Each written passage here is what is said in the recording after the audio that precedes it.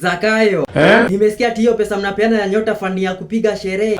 Hiyo hakuna. Kwani hizo pesa ni za nini? Hii ni pesa ya kufanya biashara. Irikiji aliniambia ati mnapeana za kupiga sherehe. Ala. Hope kama hiyo pesa ni ya biashara hakuna kurudisha. Na tunafanya biashara na urudishe pesa.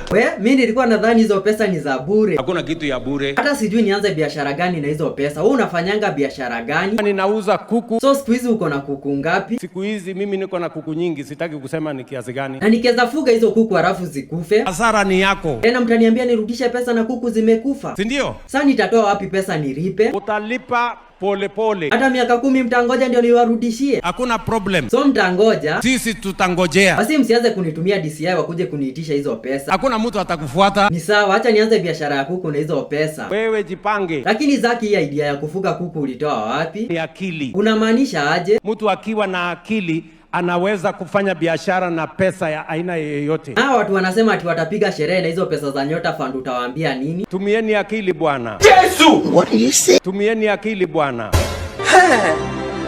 Hey. Namaanisha nini? Sasa